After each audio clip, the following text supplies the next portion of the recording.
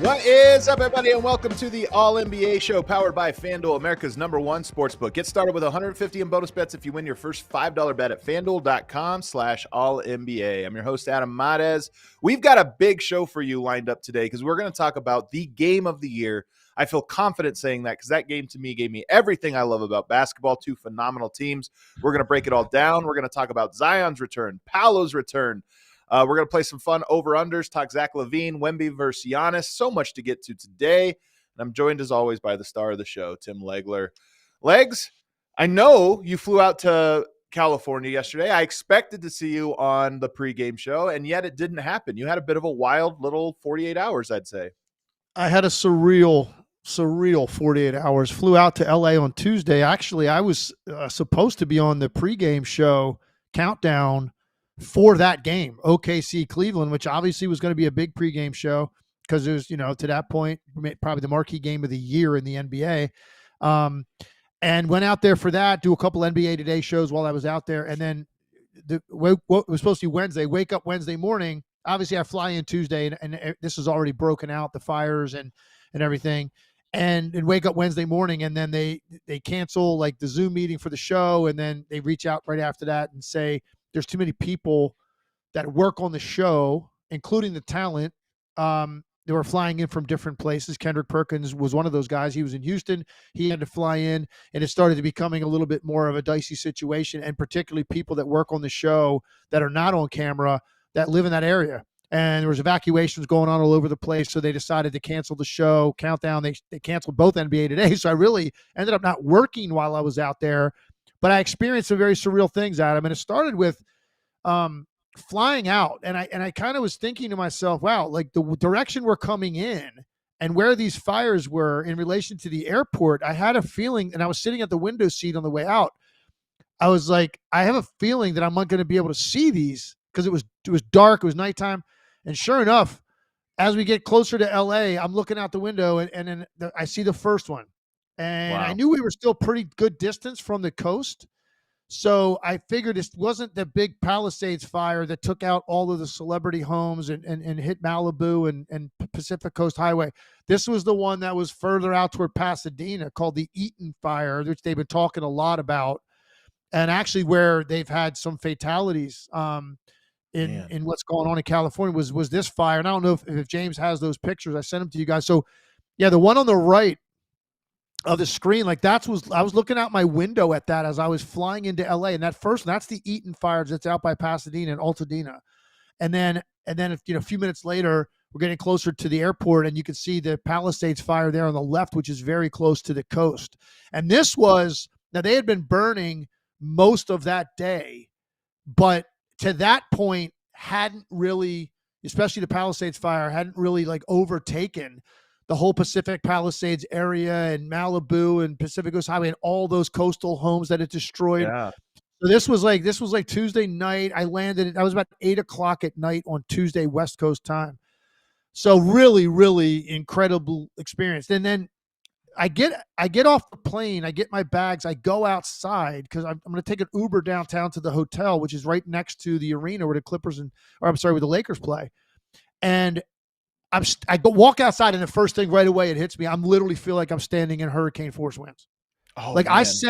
I set my garment bag on the ground to grab my phone to call the Uber, and my garment bag has wheels on the bottom, starts rolling down the sidewalk at a pretty good rate of speed. And that's the extent to which these winds were blowing at the airport. And of course, that's become a big topic of what's going on out there. These Santa Ana winds, some of which gusts, reaching 100 miles an hour, these winds. And I was experiencing like 60 mile an hour gusts easily at the airport. I was surprised actually in retrospect that we landed. And actually, let me make another point about that. I've only been really afraid, like really, really nervous and afraid on airplanes maybe 4 times in my life. And you fly a lot. All the time. I mean, it's countless. It's second nature to me. Nothing bothers me. Yeah. My wife's always been a nervous traveler. Like she'll grab onto my hand on takeoffs and landings and stuff like that. Like the beverage cart sometimes making too much noise will scare her. Like I've never been that way because I've been flying so much at such a young age. So once flying to France when I was going to play over there, we had one of those big 5,000-foot drops over the Atlantic Ocean. I thought it was game over for a minute.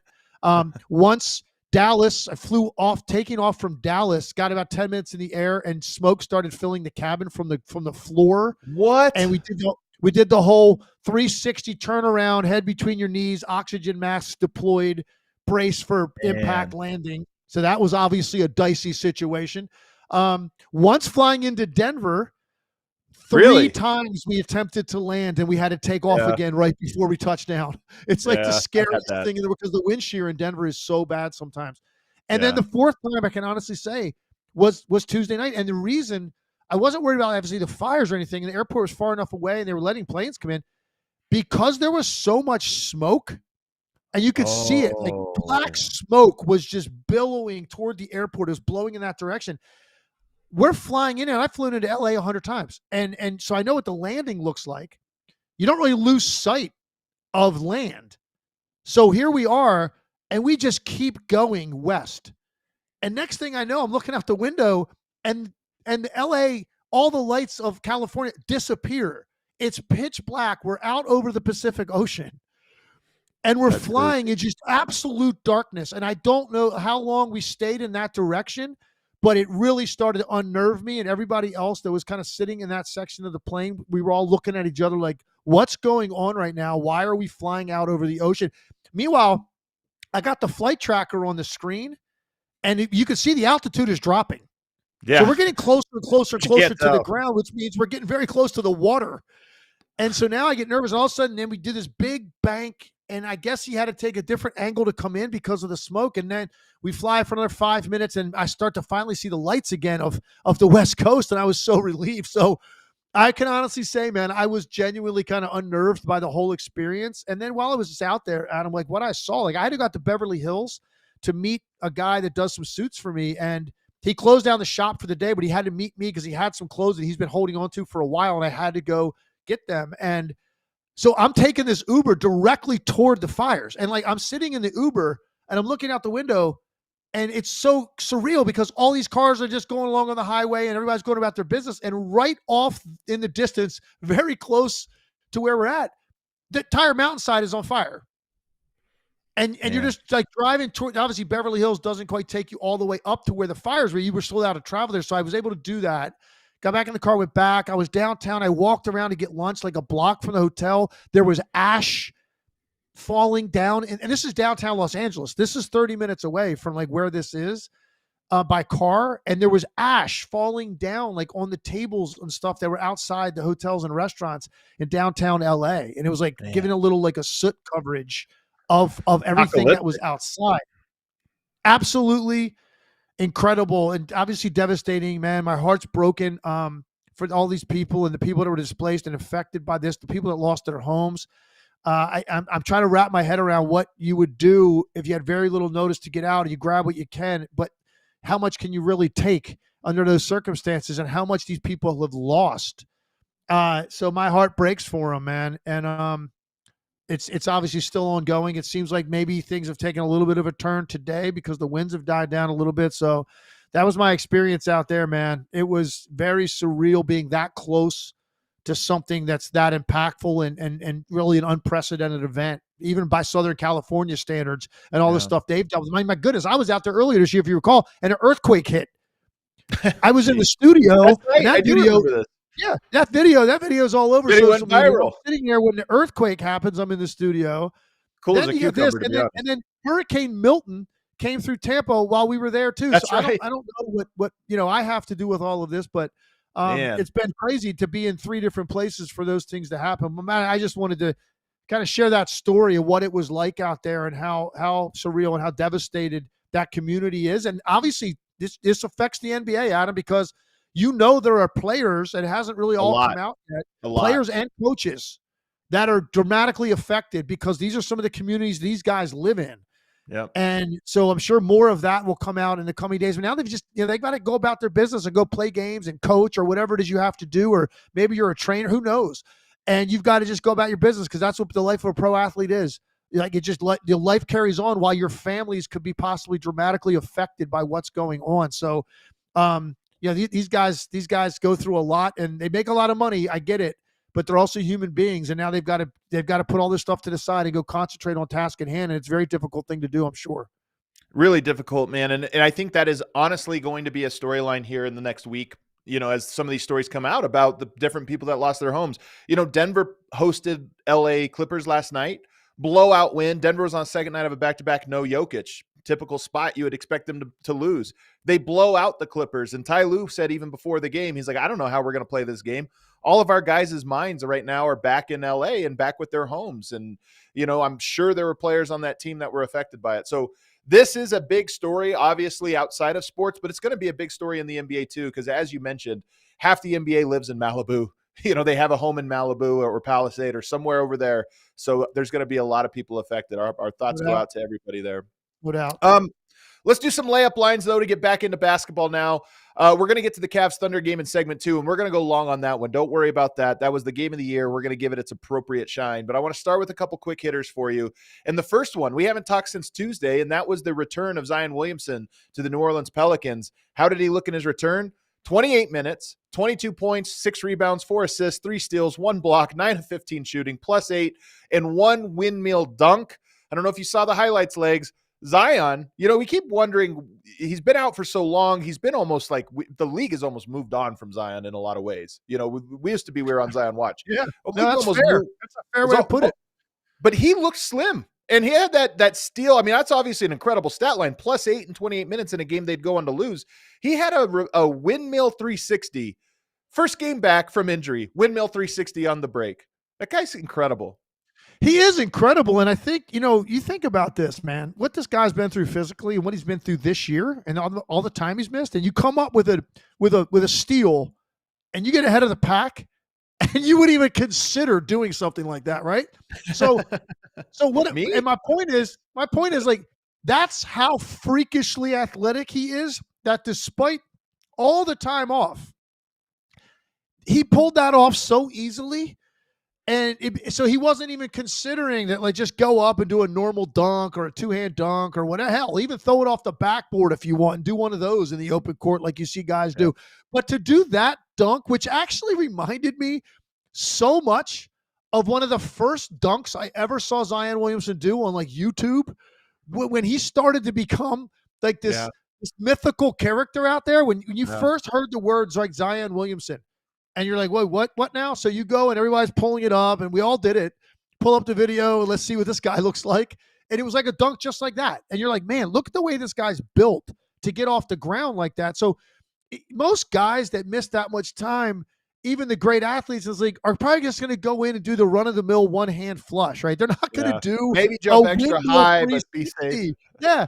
And so it reminded you immediately of what the league is missing. What the Pelicans are missing when this guy doesn't play. He at his best, when he's stringing together games and he's available, he is one of the top 5 attractions in the NBA in terms of just attention and people wanting to watch. It's must see when Zion's playing and he's healthy and he's been, and like I said, stringing games together. Like right now, he's not going to be must see TV probably because people are, and I think even the next game, like he's going to sit. Like, so it's like, who knows what it's going to look like this point going forward. But if he can ever get to the point where he's back in the lineup every night, to me, I think in terms of national perspective, he's top 5 entertainment value. Do you agree with that? Oh, and there's no question about it. I honestly, my hot take on Zion is I think he might be the greatest athlete I've ever seen. Just, the type of athlete we're talking about, because that guy is enormous. And to your point, the reason he did a 360 windmill dunk on his first day back is because it's not hard. That he wasn't pushing himself. That was just, he's like, this is easy. It's unbelievable. No, I agree. That's what I'm saying. Like that for him was the same as like some other great athlete we could name coming back from a long time off, doing a one-handed dunk in that situation. That's how easy that comes to him. Now, one of the things that come with that, and I've said this from the very beginning with Zion, when he started having issues with injuries, there's never been, in the history of basketball, there's never been a player that carries that kind of weight that lands from those heights. Yeah. And I've always wondered what that ultimately is going to do to his joints, his knees, his back, like anything, his feet, because the league's never seen that. Like the guy when he is trimmed down is 280. Yeah. 280. And Huge. he's coming from heights. He's got a 44-inch vertical. He's coming from heights on some of these plays that like no one's ever jumped off the floor that high at that weight.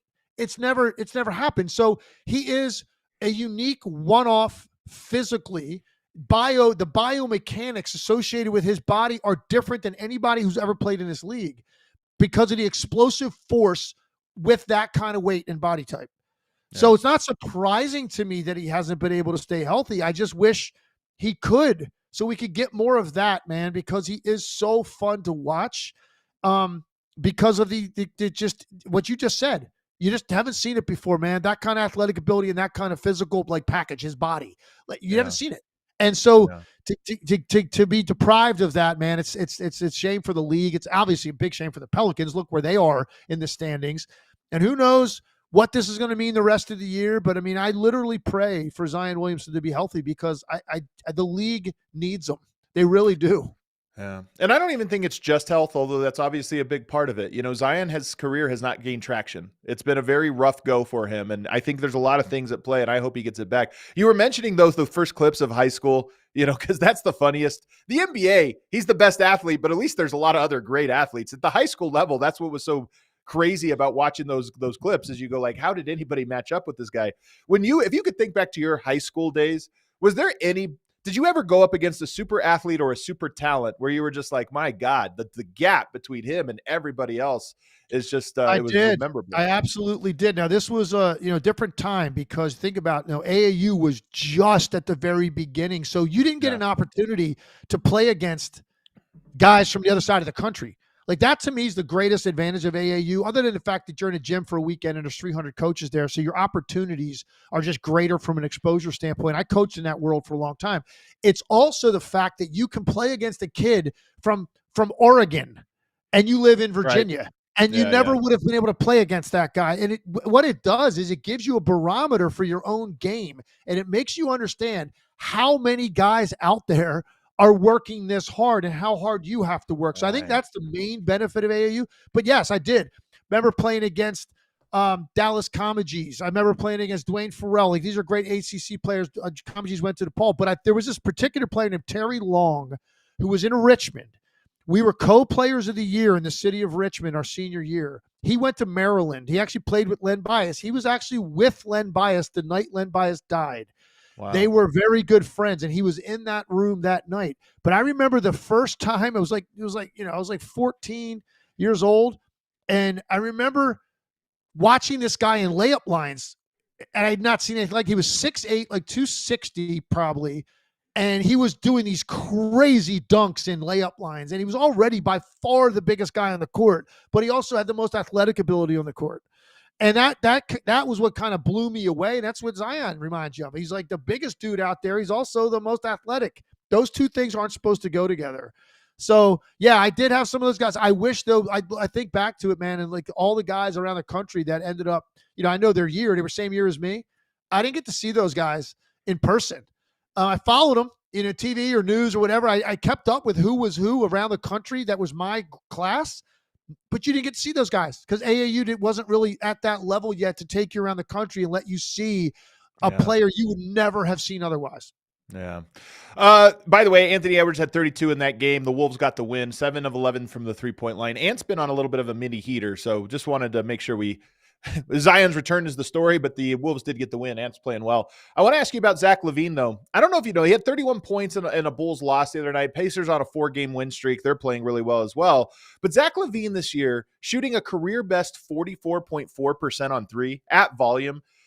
He's been in trade talks a lot. He's having a sneaky career year. It's not necessarily the volume points per game, but the efficiency is at an all-time high.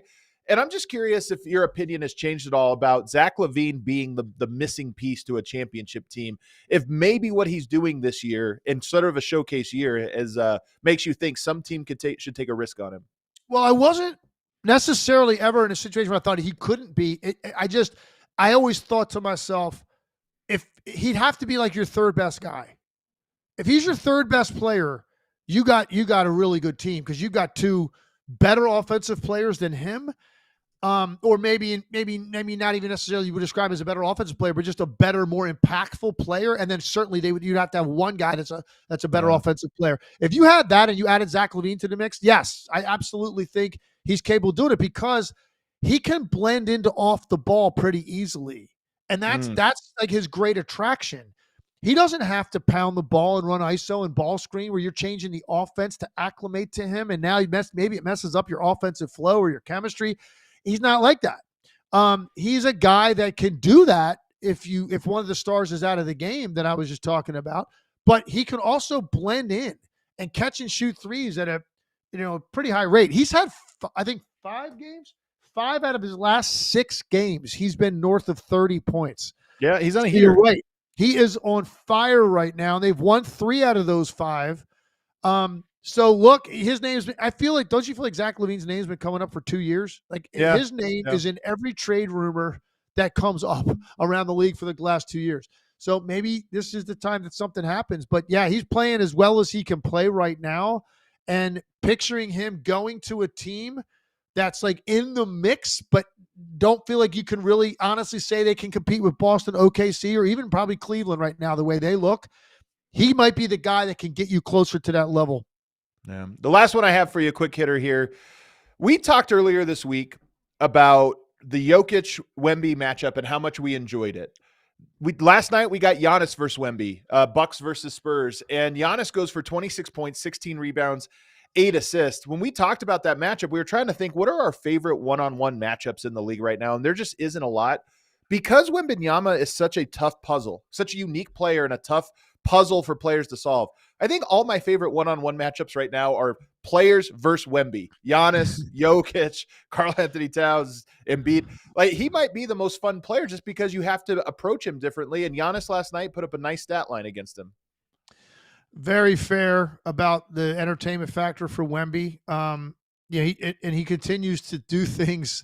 I feel like he does one thing on each end of the floor every night that's kind of unique to him because of his length.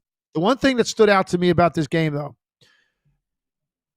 his lack of physical strength to play through contact on straight line dribble drives is the difference between him and Giannis. Now, obviously, he's a much better shooter than Giannis is, but Giannis, to his credit, is kind of like he's kind of turning down this debated 3 now. Man, he's got intent on his mind to do damage at the rim. He can play through contact when he makes a move and you are on his hip or shoulder and you're riding him all the way to the rim. He goes right through it and is able to finish. Wemby can't do that yet. And I don't know when he's going to be able to. So look, he can shoot over the top of you whenever he wants. And he can do things when he's slashing or in transition where you throw it to him, he's got the right angle. Like, he can take off from places nobody else can and get to the rim. And just make these crazy distances where he's jumping from look so simple the way he's finishing it. But that last component, Adam, is going to be an enormous thing for him to ultimately fulfill his potential as, one day the best player in the NBA, which I think everybody thinks that could happen for him. But if you can't swing through from like 25 to 30 feet and go against a defender that's riding your hip and keep that extra dribble, one more dribble, take off and go up strong with a guy on your side or on your hip and finish that thing strong, that is going to be something that's going to be a challenge for him. And I'm curious to see when or if he can get there, because I think that was just so obvious in watching the two players. It's like Giannis goes right through that and Wemby doesn't. He ends up taking a shot that helps you out defensively, and he ends up kind of relying on that 3, relying on the step back, relying on his length all the time. Because even Durant can do that. He's built he's got the same body type. He can swing through and go with a guy riding his hip, and still his wiry strength allows him to get to the rim. Wemby kind of aborts takeoff in that situation. He picks it up because you can feel he's getting off balance. So he just picks it up and then he'll shoot it or he'll give it up. And I thought Giannis really took it to him last night, just physically manhandled him And that's going to be the one thing that's going to continue to be Wemby. Look, he's not going to add a ton of mass, but you can add functional strength to play through that stuff. And right now, that's the one thing that he is going to need to work on hard if he really wants to ascend to the level that we think he can. If he gets half as strong as Giannis, the league is cooked. I mean, so I don't know. It's you a don't really need to high be as bar. strong as Giannis. My point is, half. like I just mentioned, Kevin Durant. Like you don't have to be built like Giannis and be like that, but you have to be able to play through contact and still take shots on balance going to the rim that aren't pull-up jumpers. Yeah, and that's going to be the next level for Wemby. But Giannis, Giannis has a better team. They played very well last night. Giannis, I thought, was great at the way he went at Wemby. And look, it wasn't one of Wemby's better nights, man. So it's unfortunately, he didn't really give us his best in this particular matchup. For sure. It is interesting, though, just to compare him to Giannis, because obviously they're different players. And I see a great comment from Charlie Saturday. He says, when Giannis had Wemby's frame 12 years ago, he was still going through people. So Giannis has added bulk, but he did have a functional strength and also just a aggressiveness. Because when you're talking about Wemby picking it up, sometimes he's picking it up because there's hands, people getting their hands there, but sometimes he's just being cautious. Giannis had I don't want to say recklessness, just an aggressiveness to him. And I want to early on. And I want to make one last point on this. I'm glad you referenced Charlie Saturday because I was going to reference that exact same comment. That is so true. And I remember the first time I saw Giannis in Vegas Summer League in person. And the first game I ever saw him, he was doing those kinds of things, going through, splitting two guys, whatever. Now, he wasn't finishing it all because he was weak and he was young, but it was like, okay, he's still getting to that spot. So that's a very, very good point on that. And I think we have to wait and see, obviously give him a lot of time. The one thing I will say in Wemby's defense, and you saw an example of this last night. Do you remember the play when Wemby had the ball on the left sideline, about 30 feet, going one-on-one against Giannis? And Giannis, they showed the replay, and Giannis put his hands on him probably 8 to 10 times in that one-on-one matchup. I mean, just hips, chest. At one point, two hands came out and hit him in the chest. And he's like got the ball above his head and he's trying to go on Giannis. And Giannis was so up in him, taking away his space, but he was so handsy with him. And I actually, when I did a Spurs game earlier this year, I talked to Popovich about this before the game. I felt like in the film I had watched, I do feel like people are getting away with stuff against him because he's so long. And when you take the space away where you're situated, you're able to get into him in a way that you can't other players. Because you'd be hitting guys in the chest or like the shoulders because with him, it's the stomach and the waist area because he's so long. And I think they're letting too much go sometimes with the contact they're allowing on him relative to the other contact I'm watching around the league sometimes. And I thought that was the case last night. And when that happens to him, I do feel like he gets a little bit dispirited and a little bit less aggressive. And I saw some of that last night in the game. All things you would expect him to figure out, or at least get better experience with as his career goes on, because that's going to be the MO to try to get with him, is disrupt him, and I think he'll learn to handle it very well because I think he has the right mentality. All right, we got to take a break because we have to get into the game of the year, which was the Thunder and the Cavs last night, a game that went down all the way to the wire, or at least to late in the fourth quarter. Two teams playing at a high level, and honestly, it was near perfect basketball. We'll take a break and talk about that on the other side. From big upsets to game-winning drives, the NFL players are better with FanDuel because right now new customers can bet $5 and get $200 in bonus bets.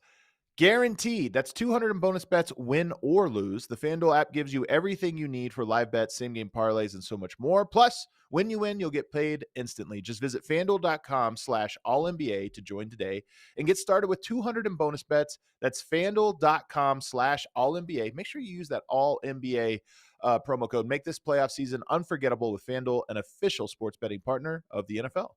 Must be 21 or older, present in select states. For Kansas, in affiliation with Kansas Star Casino, or 18 plus and present in D.C. First online real money wager only. $5 first deposit required. Bonus issued as non-withdrawable bonus bets, which expire 7 days after receipt. Restrictions apply. See terms at sportsbook.fanduel.com. FanDuel.com. Gambling problem? Call 1-800-GAMBLER or visit FanDuel.com/RG. Call 1-888-789-7777 or visit ccpg.org/chat in Connecticut or visit mdgamblinghelp.org in Maryland. Hope is here. Visit gamblinghelplinema.org or call 800-327-5050 for 24/7 support in Massachusetts or call 1-877-8-HOPE-NY or text HOPE-NY in New York. Also want to tell you guys about Shady Rays. You can get ready for the season ahead with quality shades built to last. Our friends at Shady Rays have you covered with premium polarized shades that won't break the bank. Shady Rays is an independent sunglass company offering a world-class product rated 5 stars by over 300,000 people. Their shades have durable frames and crystal clear optics, making them the perfect choice for all outdoor adventures. They have hundreds of options to choose from, so you're bound to find the perfect pair to match your style. They probably have a style in your favorite team's colors. You can check them out, and exclusively for our listeners, Shady Rays is giving out their best deal of the season. Head to shadyrays.com and use the code AC35. Different code on this one, AC35, for 35% off of polarized sunglasses. Try for yourself the shades rated 5 stars by over 300,000 people.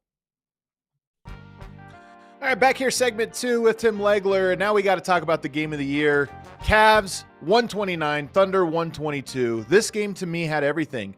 First of all, I got to give a shout out to the broadcast. I thought the broadcast for this game, this was a big game.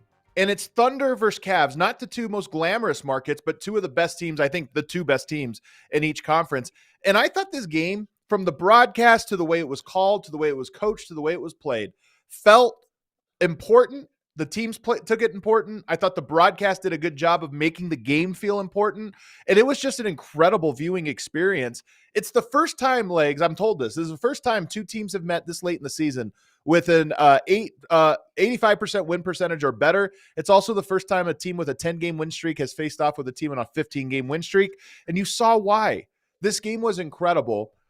And I have a take on this game, but I actually want to get to yours first. I don't even want to set the table here. What stood out to you as you were watching this one?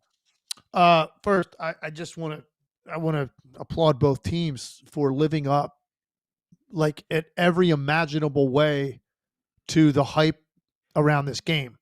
And I will say the basketball purists, the guys that the junkies like us and the fans out there that are like that, all appreciate that. I'm sure there are some people that because of the teams and the markets and they don't get as excited about that, the names. I get that, whatever. I'm telling you, that's the best basketball game I've watched all year. Yep. That's the best game I've watched all year. Best played. The way those teams played is exactly how I think basketball is supposed to be played. Agreed on both accounts. Right? I mean, and here's the thing. And you know what points to that? 67 threes taken in the game. 31 and 36. 67 threes taken in the game. So there was a mixture of three-point shooting, and it's a big part of the Cavs, especially the Cavs offense. But there was bigs getting a lot of touches in the paint. There was great guard play, taking guys off the dribble. There was phenomenal ball movement. Like some of the possessions in this game were just better than possessions you're watching most nights in the NBA. And it was on both ends of the floor. These are the first and 8th rated defensive teams in the league. OKC's first, Cleveland's 8th. And they both shot over 50% from the field. That's how good these offenses were on this. And by the way, this is my take. Donovan Mitchell really struggling, right? Cleveland's best player really struggling. Had one of those off nights, man. And they both shot over 50%. They didn't take a ridiculous amount of threes. They made you work to guard them, but they had a lot of guys step up. Role players played a significant part of this game. The stars were great. Cleveland's tandem of bigs, I think, was the difference between the two teams. I thought their front line was too much for Oklahoma City, ultimately is why they won the game. But you saw some of that. I just thought it was the best basketball game I watched all year. I just thought from the way that I like to watch it, break it down, analyze it, cover it, this was everything you could want if you love the game of basketball. That's what they gave me. And I really mean that. I don't think I'm overhyping that at all. It absolutely lived up to everything I was hoping it would be. And those games rarely do that. I don't know. So in the playoffs, you can win the first round on talent. If you don't execute that well, but you have a lot of talent, you can win. Maybe the second round if your talent is high enough. To win in the conference finals and the finals, to go all the way, you have to be able to execute as perfectly as you can and have the talent behind it. This game felt like a conference finals or an NBA finals game. It's January and it felt like June because these two teams execute at such a high level on both ends of the floor that there were so many possessions as I'm rewatching this game, so many possessions I watched 3 or 4 times and I'm like, man, that was 10 guys all making the right play on each side. And it was a struggle to get a bucket, but great offense beats great defense. This is two phenomenal defenses, phenomenal offenses. And there were so many possessions in this game where the defense was on a string for 20 seconds, but the offense was on a string as well. And it was just pass, find the open guy, well-timed cuts, everything, and working to get shots. And that's why you had a 129, 122 score, despite the fact that I don't think either defense played poorly. I thought both defenses brought an A effort, and yet it was an offensive game. That just shows you you mentioned Donovan Mitchell struggled, didn't affect the rhythm of his play. It affected his finishing, but the ball still popped for both teams. The timing on the cuts were impressive, and that's what stood out to me. You just said something I found interesting, which was that good offense beats good defense, and that didn't used to be the case in the NBA.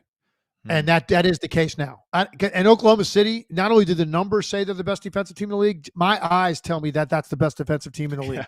Yeah. The way they cover for each other, the amount of guys they have that can laterally stay with you while being active with their hands and making plays on the ball, I don't think I've ever seen a team do it better. It's a very hard thing to do, to slide laterally or guard a guy off the dribble. That like some of the guards that Cleveland has, Donovan Mitchell and Garland in particular, LeVert, to guard those guys off the dribble, and while you're sliding, still be active with your hands to make plays on the ball. And they have a number of guys that do it. So they're not only the numbers say it, what I'm watching tells me that that's the best defensive team in the league. And Cleveland scored 129 points on a night when their best player went 3 for 16 from the field. Here's what I came away from this game. And I really wanted this game as a measuring stick to really make it clear in my head, because I've already been very high on Cleveland. Obviously, I'm very high on Oklahoma City. Cleveland's good enough to get to the finals. Cleveland is good enough to get to the finals. No now, question. I don't know that I'm not going to sit here and I'm not telling you, Boston fans that are listening to this are going to freak out in the chat. Go ahead. I'm not predicting anything right now. What I'm saying is, prior to like what they've been doing here lately for me, I was still kind of thinking to myself, but Boston is still a different level. They're not. Cleveland is on par with the Celtics. And they absolutely can get to the finals. Their offense is so well balanced, so smart. Yeah. And they put so much pressure on you to be perfect defensively, which Oklahoma City is most nights. And they could not slow this team down. And it told me so much ultimately about like what Cleveland's ceiling is, man. And maybe a lot of people might say, "Oh, duh, they're 32-4. What took you so long?" Well, you know what? It took so long. It took a game like this. Oklahoma City took this game now. Look, Oklahoma City was shorthanded. They didn't have Caruso or Chet, and that's a big deal for them defensively. Both of those guys. But whatever, man. Oklahoma City played really well in this game. They played at a really high level for them, and Cleveland had an answer for that, and Cleveland made the more important plays when the game really got tight, those last several minutes. And they had contributions across the board from other guys. Their depth was on display. Cleveland is legit, man. They are legit. They're on the very short list of teams that could win the whole thing. And this was, to me, the drop the mic sort of moment for them this season to let people know who they are and what they're about. Yeah, I 100% agree. I want to highlight, and there's a play, it wasn't even a meaningful one, but it was just highlights what we're talking about here with the defensive execution. I've been talking all year how I think the most important skill in the NBA defensively right now is how well teams can execute the guard-to-guard switch, or if you run double high actions, you need a lot of moving parts, right? And the Thunder are so good at switching guys on ball. The teams will run those guard-to-guards actions and then flare out. And if you're late on the switch, you swing it and there's an open shot. If you're late on that, the rotations now are jammed up and you swing the ball around and you find a lane. The Thunder do but the best job in the NBA, in my opinion, at switching those and switching behind. So they'll switch, they'll trap the ball, you swing it over, there's a flare screen, they fight around it. On the backside, guys will show and then recover so you're not stuck in mismatches with a guard on the big. The Thunder do that as well as anyone, and they did it perfectly last night. But in those switches, even if you execute it perfectly, there's still maybe a quarter second where the teams are running out or stunting over or what have you. And the Cavs had perfectly timed everything. When am I supposed to cut? Okay, my guy's stunting. I'm going to cut. Right as he stunts, I'm going to cut so his recovery is harder. Or I'm going to slide so his recovery is harder. Or I'm going to catch on as he's closing out of me, I'm going to catch and go quickly. The Cavaliers last night, it was a finals level performance of there's not windows open. There's only a quarter second on these rotations. And to break it down, you're going to have to make dribble, pass, quick decisions. And they made them. Not one guy. All of the team was making the right decisions in those little pockets to turn a quarter step into a half step into a full step, and to find an opening to get points. And they did it 5 guys, really a 10-man rotation for 48 minutes. And to me, I watched that and I go, if you can do that, find that rhythm and execute at that level for 48 minutes, you can win a championship. I totally 100% agree with what you just said. The thing that kept standing out to me was the way they made every single split-second correct decision in real time of where the ball was supposed to go. It goes to the right place, and it doesn't mean it's directly to the guy that's going to shoot it. It goes to the place where the space is available to your team that allows that player then to make the right play, whether that's a shot or the next pass. And they did it so many times involving their bigs. When they would hit either Mobley or Jarrett Allen in the middle of the floor after any type of action they had, to watch those guys play together in the right spots. They were never on top of each other. And look, they've been playing together now for a while, so they've built up a lot of chemistry, and very few teams are playing 2 bigs. They're one of the few teams that does, but it never felt clunky. And a lot of it's the emergence of Mobley, and he just is a totally different player with his confidence and the force and the way he's calling for the ball on flashes, and when he gets a smaller guy on him, even when he has an equal-sized guy on him. Because one of the things that stood out to me with Hartenstein, it did feel like, because he was the one big, like at times he just felt like he was trying so hard to help as much as he could on the guard penetration, because you have to against Garland and Mitchell, that he would then be in a bad position when he was trying to recover to those guys, and they had him pinned in bad spots, and they were finishing everything around the rim. So it really got me thinking, like, man, oh man, what is this matchup going to look like when Chet is back? Yeah. Like, you put Chet out there with Hartenstein against these 2 guys, and we haven't seen that yet. And I don't know how much Dagnall's going to do that. I don't know what his plans are. Is it going to work out offensively? I don't know. But that's a big reason why they got Hartenstein, because they got, even last year with the best record in the West, they got crushed on the glass a lot of nights. Yeah. Points in the paint, second chance points was a problem for this team.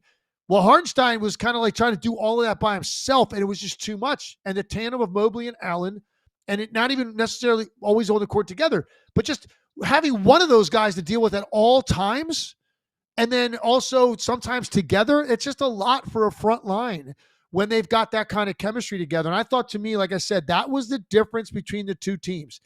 Because the guard play pretty similar across the board. These guys are explosive and dynamic. They both have multiple players on the perimeter that could do all kinds of stuff. But it was the bigs. It was Mobley and Allen. And you look at the numbers, man, 46 points, 17 for 24 from the field.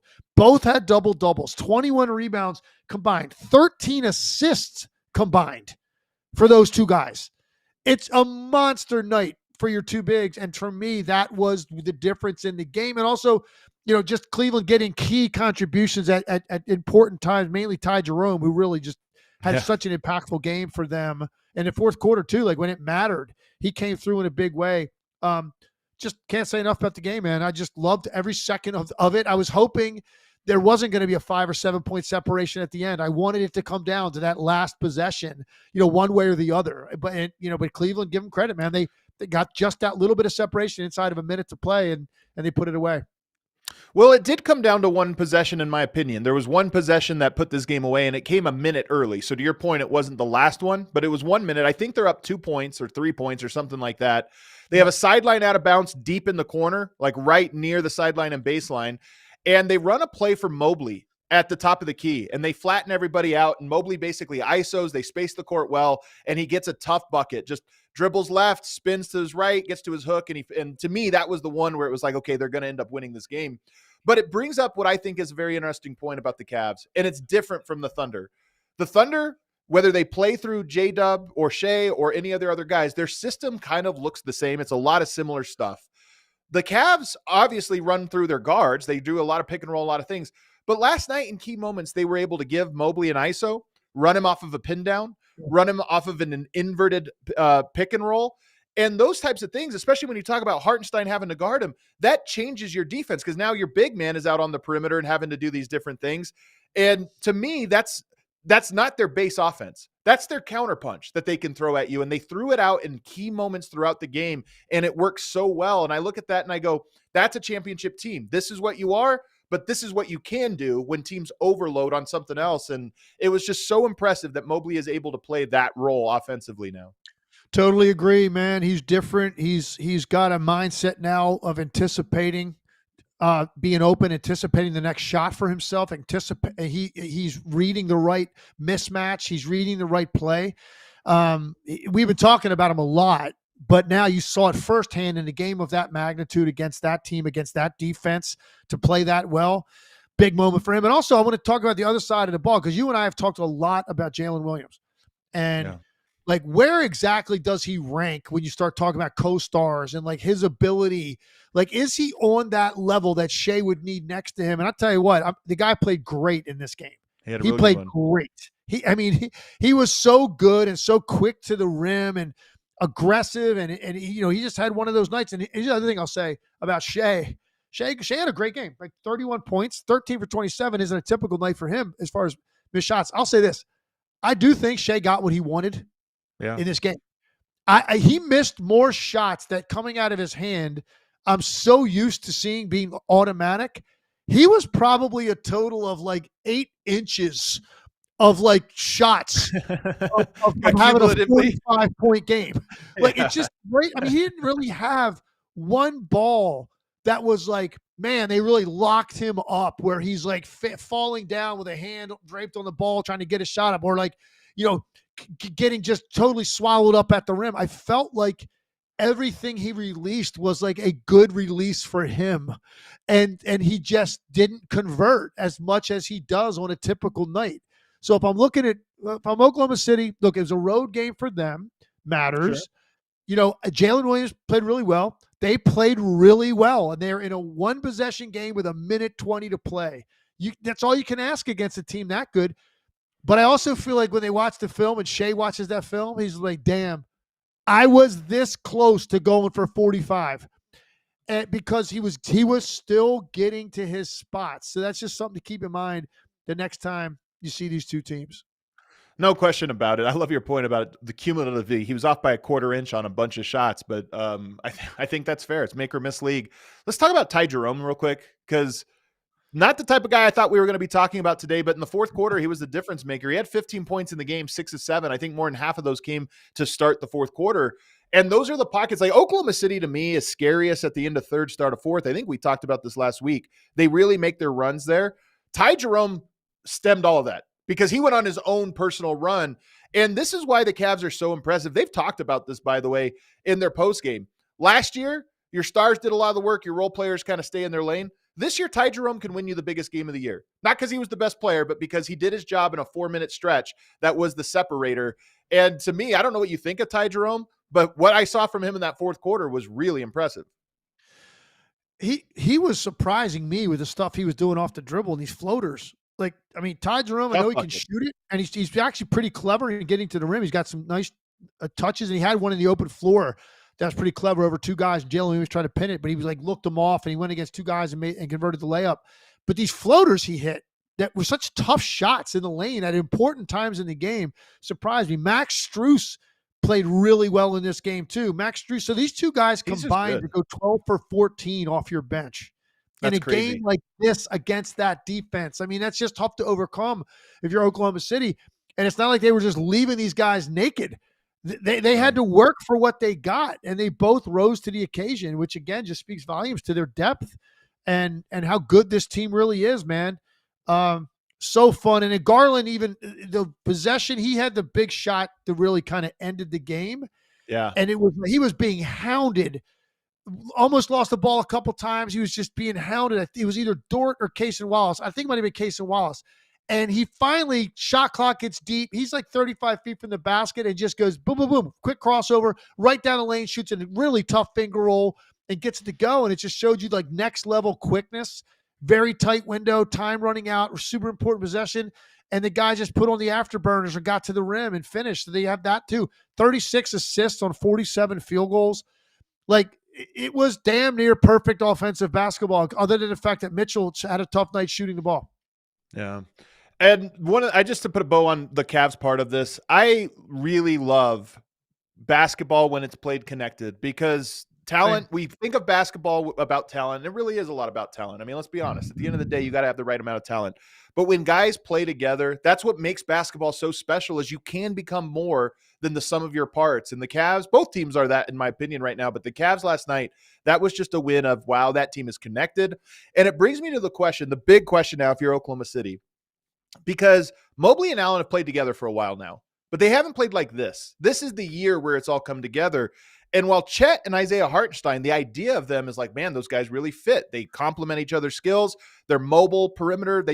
You're not going to lose and become slow defensively. You're going to maybe get better. But at the same time, that chemistry of understand now all the timing between those guys has to be right. That's not a certainty. And I don't know how much time they're going to get to figure that out. So in theory, yes, they can have this great defense they have with one big, the same way the Cavs have a great defense when they stagger one of the bigs, which is how they play for most of the time. But then we keep thinking, but they're going to have a knockout punch with two bigs. I think it's a little understated how difficult it's going to be to get those guys to maximize themselves. The talent might win out, but I still think that there's going to be a chemistry thing, and they're not going to have the longest runway to figure that out. Totally agree with that, man. It's going to be something that they're going to have to be tinkering with on a nightly basis, while they're also trying to win games and get themselves ready for a postseason run. It's not an easy thing. It's a totally different style than what they've had in the past with this group. So that we're all waiting to see what that's going to look like. The Cavs have gotten this figured out with those two guys. And I just was watching Jarrett Allen, by the way. We haven't talked enough about him, I don't think. I thought Jarrett Allen he was sensational. He might have been the best player on the floor in this game. I think he was. That's why it's funny. Yeah. Yeah. He was the I mean, MVP. we didn't talk about him as much. We talked a lot about these other guys, but and maybe part of the reason is because he's just so stoic, and I love that. And I was watching him, and they would show close-ups of him, and occasionally he'd have a little smile or something, but for the most part, he just got this serious look on his face, and he just does exactly what you want him to do. The number of plays that he kept alive on the offensive glass and what that led to, either for himself or somebody else on that possession, you can't even quantify like what that means. And it was demoralizing to Oklahoma City to play great defense on them initially and then have another opportunity for them in the game. 12 offensive rebounds, like that's a good number in a game, and he had 7 of them. And it was just, and there was other ones he didn't get that he tipped a couple times and maybe somebody else grabbed, or Oklahoma City ended up with the ball, but it still was like making guys work so hard to secure it. I just thought his impact in the game was sensational. It got me thinking as I'm watching him, and you and I just briefly touched on this before the show. How many All-Stars for this team? Well, save that, because I have a segment coming up where I want to ask that exact question. So save that, because it is an interesting one. But I will tell you, we talk all the time about teams playing each other twice in short order. I actually think the way this is set up, the Cavs now go to Oklahoma City next Thursday. That's 1 week away. West versus East, you don't get to see each other a lot. I actually love this spacing. I think this is the perfect spacing that we get this sequel next Thursday. We got this game. We're going to take a little bit of a break from it. We get to circle back next Thursday and get this rematch. And I actually think that's perfect, because I cannot wait for the rematch of this game. I can't wait either. The only thing I'll say, I agree with you. Like, I just give me as much of this as possible. Like, if they get to the finals, these two teams, I'd like to have an amendment to the league rules and make it a best of 17 series, so we can just keep watching it for like a month. Good, good but I know, but I would like to see, obviously, what it would look like with Chet back. Yeah, that's what I want their next matchup to be. And I haven't even been paying attention. Has there been an update on Chet Holmgren? Like, when do we expect Chet Holmgren to play? Yeah, I don't know the latest. And you mentioned so that might have to be like March. I don't know when he's coming back, but I would like to see that. And then they're done with each other potentially until the finals. Like, if they were able to get there, which is kind of cool. Like, I like the fact when it's like the two best teams, and right now I think these are the two best teams in the NBA. The way Boston's playing, I think Cleveland right now and Oklahoma City are the two best teams in the NBA as we sit here right now. How can you deny that with what their records are and what they're doing consistently? But it's fun when you get an East-West as the best regular season teams, and you just get those one each. And then then there's no way you can see them again until the finals.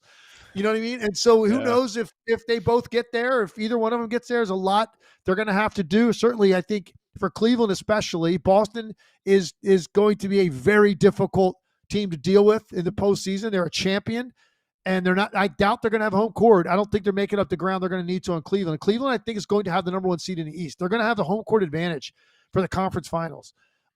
Which could be a tipping point for them against Boston, but it's not going to be easy. But for Oklahoma City, I think we're still waiting to see who is their ultimate challenger. We don't know in the West. We really don't. You can make an argument for several teams. We don't know that. They're all trying to figure themselves out there. I think it's pretty obvious to me, unless there's a significant injury to the Cleveland Cavaliers, because I think Boston could probably survive a significant injury. I don't know that Cleveland could. But barring that, these two teams are playing in the conference finals. I'm going to say it right now. hard to see them not. Yeah. I mean, seriously, who would you believe in enough? Like Philly, Milwaukee, Orlando. Yeah. Who? And I don't believe in those teams enough to think that they're going to be able to knock one of those teams out of there. So I think that's what we're going to get, and that's going to be one hell of a series if we get there to that point. One thing you said that I somewhat disagree with you on is you said that the Thunder are going to have to work Chet in while also trying to win. That might not be the case. First of all, super producer James lets me know that we are 8 weeks from the injury, and we were told 8 to 10 weeks before an update. So I suspect that we should be getting an update soon on Chet. We're about that time. But they're currently, even with last night's loss, 6 games up of the Houston Rockets. They've been winning comfortably. They have these streaks. I just think there's a world where they have a comfortable enough lead that they can experiment. Not so worried about winning the game. Let's try out some different combos. Let's really work on some different principles and get them back. And that will really help them. The being this far ahead allows you that luxury. And I suspect they're going to use that luxury. The last one I have for you, though, Legs, and this actually comes from our friends at Fear the Fro, a Cleveland Cavs podcast. They ask, what is your confidence the advantages the bench has given the Cavs will translate to a playoff stage? And it also brings me to a note that Kenny Atkinson said after the game, and he's actually said it all year, he wants to play 10 guys in the playoffs. Even if you look at this game, it was a very competitive game. The minute totals were like 35, 32 for the Cavs starters. They play a deep bench, and it's part of why they're good. And he believes that'll continue to the playoffs. Do you agree? I do. And I think these guys are going to be okay. Here's what happens with role players that are playing really well for them off the bench right now, and why I think it'll continue.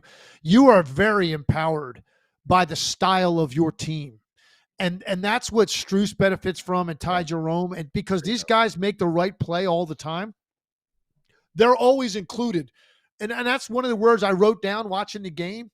They're an inclusive team. Both teams are. And that's why they're so fun to watch. You are empowered as a player. You're not just out there to go stand in the corner, spot up, and wait on your three-point shot to come. These guys all feel like they're more than that because the way the ball moves and the way just their chemistry is the team. They even got the greatest hype man in the league right now, Tristan Thompson. I'm watching this game and I'm going, Tristan Thompson is having more fun now not playing for them than he did starting with the LeBron teams. It's the weirdest thing. He's having the time of his life over there. And he's greeting everybody that comes off the bench, but it's great in a good way. He's being a good teammate, but he's got that. Even the bench is so hyped. So the chemistry that these guys have built up and the confidence they have because of this style of play collectively, I'm confident they're going to be. Now, here's what is going to be different. When you have a series against a team, you obviously are only preparing for one team. Right now, teams that play the Cleveland Cavaliers, you've got 1 day off. You might have a shoot around or a film section to talk about them. And they're unique. Play, right? When you have one team to lock in on, and there's only so much you can do with Garland and Mitchell and the bigs. Those guys are going to do their thing. But those other guys, you can start to come up with ways to make it more difficult for Ty Jerome and Max Strus and Niang and these other guys. You can. And so that is a fair point. More time to prepare for the role players. You can try to do different things to try to take guys out and not let them be impact players. I personally think, though, the system, the style, and the way their stars play You have to commit to them defensively. It allows openings for these guys, and I think they're going to be fine.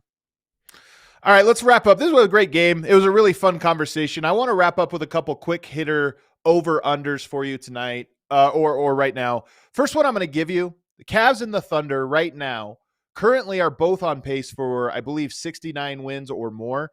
I'm going to say 136.5 wins combined from these two teams. And I'll give you a hint. That would be a 68 and a 69 win pace would get you there. Are you going to take over or under that win pace for these teams for the rest of the year? Under. Okay. Where do you think they finish? The reason is because you kind of made the point. They're not going to have to do that. Yeah. Especially the Thunder. They're not going to have to do that. Now, Boston, they're obviously good enough. They've played with different guys in and out of the lineup too. Like Boston is good enough that they could run off their own 10-game winning streak and make up some of that ground. Like I think that 5.5 game gap right now is going to tighten. Oklahoma City, I mean, that thing might widen. They might have a 10-game lead at some point after the All-Star break. Would not surprise me at all if they did. And if that's the case, it's hard to imagine continuing to go full throttle with it. But look, on the other hand, maybe they're that good. They can play guys limited minutes and still win. And, even on nights when they're not going all out and playing normal starters minutes, maybe you just go, but if you're flat out sitting Shea or sitting Jalen Williams, if you're doing that, yeah, I mean, maybe, but they might selectively do it against teams they're going to beat anyway. But I still think you're talking about two teams pushing 70 wins in the same season. I'm going to just be inclined to take the under on that.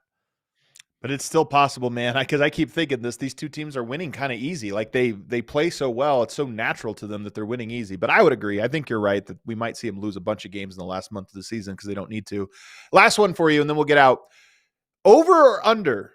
I didn't even know where to set this line. It was so hard. Over or under 2.5 All-Stars for the Cleveland Cavaliers? I'll definitely over. I have set it at 3.5. If you gave me 3.5, that's a tougher one. All right, let's make it 3.5. I looked it up because I was curious, and unfortunately I didn't have enough time to get all of the teams, but I do remember a couple in my own memory. Yeah. 9 times in league history have 4 guys made the All-Star team from the same team. I thought it was a lot less than that, but I remember Atlanta doing it. You remember on one of those Budenholzer teams that they had the number 1 seed in the Eastern Conference. And like Kyle Korver was one of those 4 guys. Like those, they put 4 in. Yeah. The Pistons put 4 in with those great teams when they had, Sheed and Chauncey and Rip Hamilton and Ben Wallace. They put 4 guys in. In recent memory, I've got those 2 teams. It's happened 9 times in league history. Could they do it? Now, here's the thing. I'm a big believer in this. It's so easy to just say it. Oh, yeah, they will or they won't. You don't know until you start writing names on paper. You got to go through the whole list. Because it's one thing to say they deserve 4. Well, then you better tell me who is not going to make it from one of these other teams. Now, the one thing they have going for them, there's been some underachieving teams in this conference. And players that have been out or just and not players well. that can hurt some guys. I personally think they're going to have a hard time putting 4 in myself. But look, man. It's hard to make that case. When's the cutoff for that? A couple weeks, yeah. I think. So they got maybe another 5-7 games. I would say 7 games, probably something like that. So, dude, look, they got an 18-game winning streak. They're 39-4. Like whenever the cutoff date is to pick the reserves, they might do it. But here's my question for you. Obviously, Mitchell's getting in. If you could only take 3, tell me which 2 of the other 3 you're taking. I think it's going to be Mobley for sure.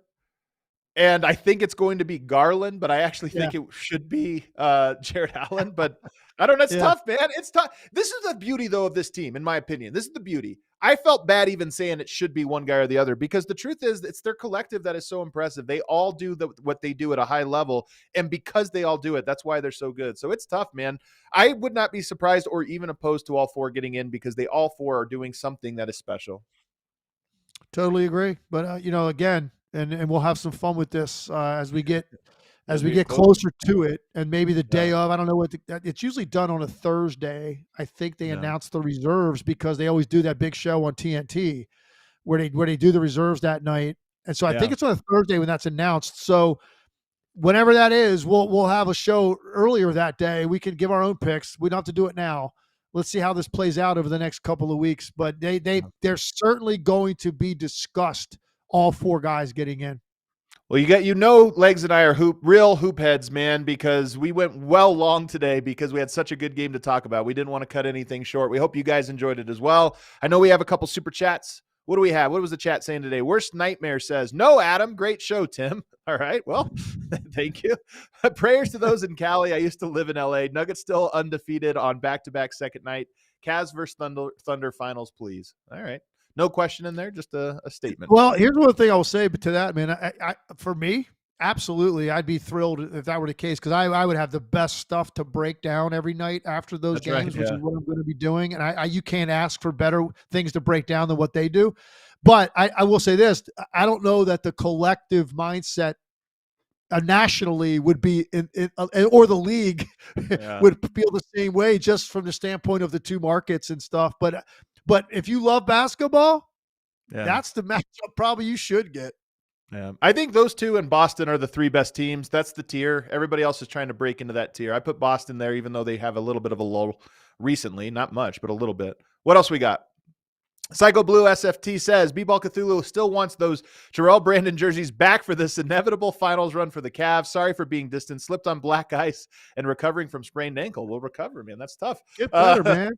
Get better. Yeah, there you go. Here they are. Oh, look at us. I played against those Cavs teams. I played against those Terrell Brandon teams. Look, he cut him out perfectly for us, Legs. Mike Fratello-led teams. Terrell Brandon. I'll never forget those teams. Well, there you go. All right, cue that outro music. We appreciate everybody tuning in with us today, following along on the show. These types of games are what we're built for, Legs. This is the ones that get us excited, and that's what this show is built around. So we hope you enjoyed it. You guys were great in the chat today. Make sure you throw us a like. It helps us grow the show. And if you watched the show for the first time and enjoyed it, guess what? We do this 4 times a week live right here on this very channel. So make sure you subscribe and tune in every day. Hit that like button. We'll see you guys tomorrow.